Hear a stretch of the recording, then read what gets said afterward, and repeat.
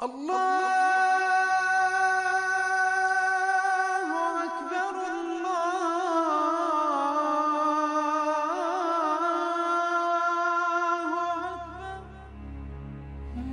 মসজিদ আল হারাম অর্থ পবিত্র মসজিদ। এটি পৃথিবীর প্রথম ইবাদত গৃহ। সৌদি আরবের মক্কা নগরীতে অবস্থিত এই মসজিদটি মুসলমানদের প্রধান ধর্মীয় স্থাপনা। পবিত্র কাবাকে ঘিরে অবস্থিত এই মসজিদটি মুসলিম বিশ্বের সবচেয়ে গুরুত্বপূর্ণ ইবাদতের স্থান হিসেবে সমাদৃত হয়ে আসছে।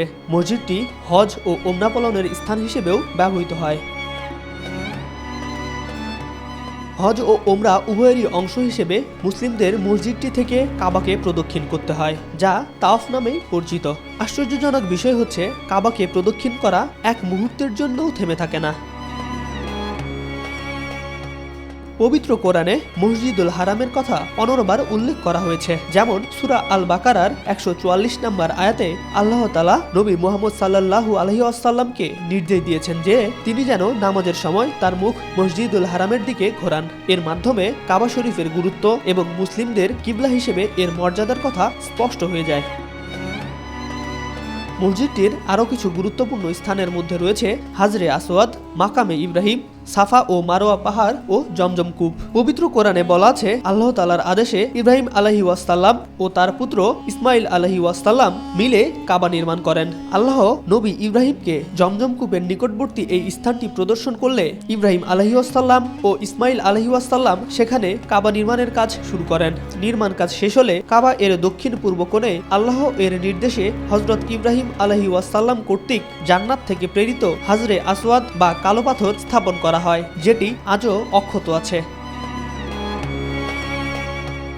কাবা নির্মাণের পর ইব্রাহিম আলাইহি ওয়াসাল্লামকে হজের জন্য আহ্বান করতে আদেশ দেয়া হয়। এরপর সারা পৃথিবী থেকে মুসলমানরা এখানে জমায়েত হতে থাকে। প্রাথমিক অবস্থায় কাবাকে কেন্দ্র করে একটি খোলা স্থানই ছিল মসজিদ। পরবর্তীতে 692 সালে এই মসজিদের ছাদসহ দেয়াল দিয়ে মসজিদটিকে ঘিরে দেয়া হয়। এরপর ধীরে ধীরে পবিত্র এই স্থানটি সারা বিশ্বের মুসলিম সম্প্রদায়ের মানুষের কেন্দ্রবিন্দুতে পরিণত হয়।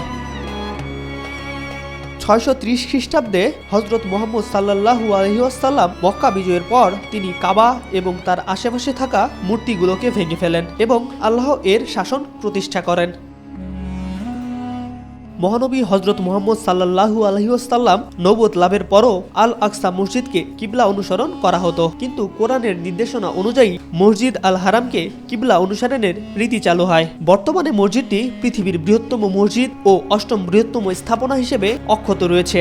মসজিদটির বর্তমান রূপটি শুরুতে এমন ছিল না। বিভিন্ন সময়ে এটির গুরুত্বপূর্ণ অংশ মেরামত ও পুনর্বর্ধন করা হয়। এই মসজিদটি বিভিন্ন সময়ে বিভিন্ন সুলতান, খলিফা ও রাজা বাদশার তত্ত্বাবধানে ছিল এবং বর্তমানে এটি সৌদি আরবের রাজার তত্ত্বাবধানে আছে, যাকে এ কারণে খাদেমুল হারমাইন শরীফাইন পদবি প্রদান করা হয়।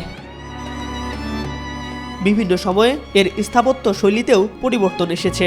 উমাইয়া, অটোমান এবং সৌদি শাসনামলে এর উল্লেখযোগ্য সংস্কার ও সম্প্রসারণ করা হয়। বিশেষ করে সৌদি আমলে এর বিশাল আকারের সম্প্রসারণ হয়েছে, যার ফলে মসজিদের ধারণ ক্ষমতাও অনেক বেড়ে গিয়েছে। বর্তমানে এটি বিশ্বের বৃহত্তম মসজিদগুলোর মধ্যে অন্যতম। সম্প্রসারণের পর মসজিদের ভেতরে বাইরে মিলিয়ে বর্তমানে এর আয়তন 88.2 একর। এখানে একসাথে 10 লাখ মানুষ নামাজ পড়তে পারে, আর হজের সময় এখানে 40 লাখ মানুষ একত্রিত হয়। মসজিদটি বিভিন্ন দুর্যোগ ও রাজনৈতিক অস্থিরতারও শিকার হয়েছে। 1979 সালে বিদ্রোহীরা এটি দখল করে নিলে এক রক্তক্ষয়ী পরিস্থিতির সৃষ্টি হয়। এছাড়াও নির্মাণকালে ট্রেন দুর্ঘটনা এবং কোভিড-19 মহামারীর সময় এর কার্যক্রম সীমিত করা হয়েছিল। বর্তমানে মসজিদটি মুসলিমদের জন্য অত্যন্ত গুরুত্বপূর্ণ একটি স্থান এবং প্রতি বছর লক্ষ লক্ষ হাজি এখানে সমবেত হয়।